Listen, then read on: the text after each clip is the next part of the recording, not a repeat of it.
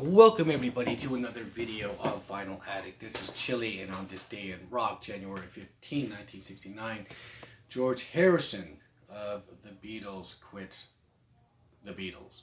Okay, so before I get into this, please don't forget to hit the like button, comment on this video, share this video, and if you still haven't, please subscribe to the channel and hit the notification bell for updates. Okay, so with that out of the way, yes, on this day, during the Get Back sessions, the Beatles are making this project of recording 14 songs in 22 days, and they will play live in a concert where they don't even know where they're going to play. They ended up playing on the roof of the Abbey Road studios. Now, in the beginning of this project, he just pretty much quietly was quitting, and then he just says, on this date, I'm out, and they're like, okay, whatever, and there was some footage on the movie of Let It Be where, it kind of painted a dark picture of these sessions because, of course, with the newly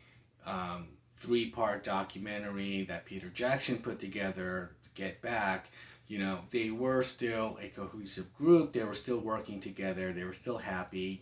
They just kind of knew this is it. They're singing songs like One After 909, which is something that they recorded way back in the early 60s, 63, and that's on the Anthology 1 album. And they're just playing jam sessions, and they're taking songs from it, like little 50-second bits from it, like Dig It and Maggie May. And it's okay. The rest of this album, this is not my favorite album. I do like, of course, the George Harrison song, I Me Mine. I think that's the best song on here, and he is my favorite Beatle. And that song is pretty much about Paul and John and their egos. How he says in the song, I me, mine everywhere, every day. He sees it, he's talking about them and their fight for power, and so, which I don't think they kind of didn't really show, but in that footage, but you can see it in Paul a lot more than John. John pretty much didn't care about I Me Mine, and they kind of show him just kind of dancing around with Yoko and whatnot, and didn't really care, didn't want to partake. He did, play some good leads on I've Got a Feeling, played lead guitar on that. I didn't really care for The Long and Winding Road. Let It Be is okay. Across the Universe, Dig a Pony. There's some, it's okay material. That's right, I feel. I did like Revolver and Abbey Road. I think that would have been like the best album to end this thing with. But, they still at least were trying to come up with a way of working together and coming up with a project, that they have never done before to challenge themselves, which was cool. However, it didn't really, come and it just seemed like it was at sometimes kind of forced, and, they invited George to come back right before the show, and he brings Billy Preston in there. So that kind of made things a lot easier, and they got some things done. They did Get Back.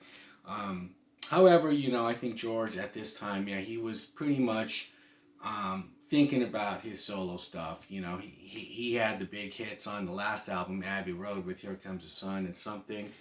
And, All Things Must Pass is waiting, and he just wants to help end this, get some closure with this band, and they could all move on. So that is Let It Be, the Get Back sessions, George Harrison quitting the Beatles on this day, January 15th, 1969. What are your thoughts on this?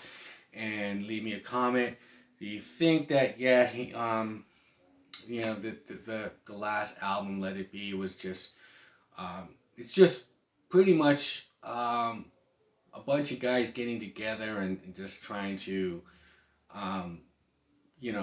trying to meet a deadline, and nobody really is interested, or no one really cares, because even Ringo Starr quit before George Harrison quit. He quit the band at one time, so, and then he came back. he quit for like a few weeks. So everyone's just pretty much there and not really there, or like John is bringing his Yoko there and having his thing and going on, and it's just it's not like it was in the past when these guys got together and made music. They have gone different ways, and just the being in the room together and trying to make something, and just playing these old skiffle songs, and I think that's another thing, that they're just kind of rehashing the past, and just like it is sort of just like a good send off, more than just like standing behind an album, and that they're really all behind and really proud of, when it came out, because it didn't seem that way. They just said, okay, yeah, here it is, we're done.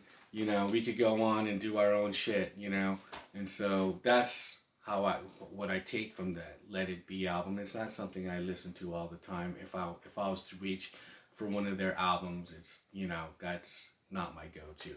It would be, like I said, Revolver or something even earlier sometimes, but not Let It Be. So leave me a comment below. What are your thoughts on this? And with that, I'll shut up and I'll see you guys on the next one. Bye.